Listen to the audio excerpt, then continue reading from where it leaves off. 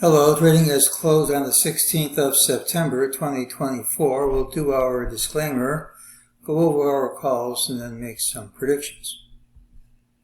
It's my trading plan for Tuesday, September 17th, 2024. Remember, I can be wrong. Trade at your own risk. Look for the pattern with the early high, which is this. Tomorrow should also have the early high. We had a target 56.30. I thought it might not print, but it did. Turned out to be a support resistance level. He said the signals were mixed, and the commonest thing was a gap outside the day's range. That didn't happen. Next most common is to close little change. Little change is 0.25% or less, and that's less. So when that happens, usually next day is a big move. And of course, according to the rules, rarely that doesn't work. So here's what we said.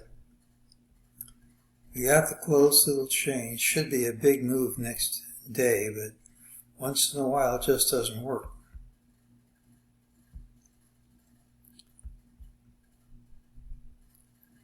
During the day, MEJT said this drop was false. Prices retraced.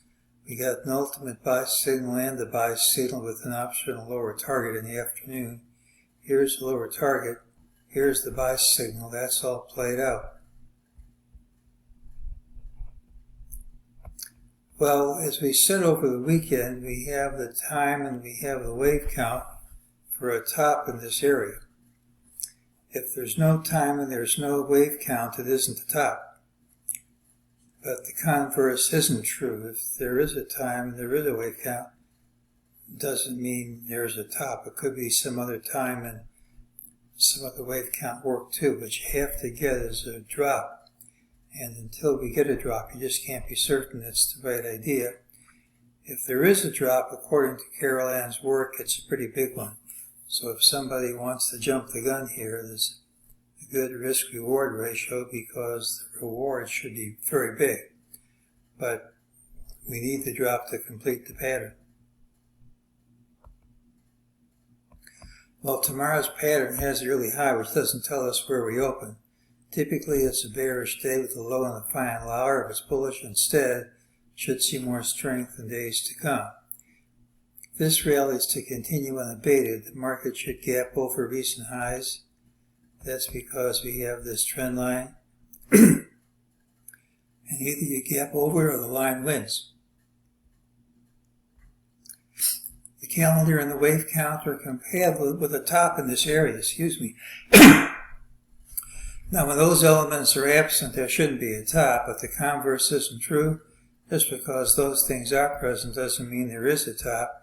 We have to start down with conviction, or I don't really have a signal.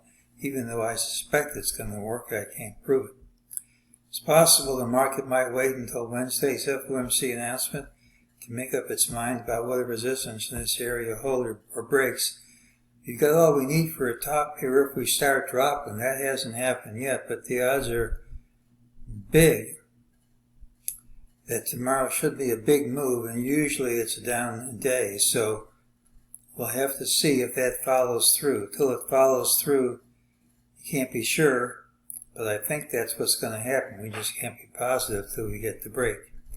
And it's the pattern with the early high. That's today's call.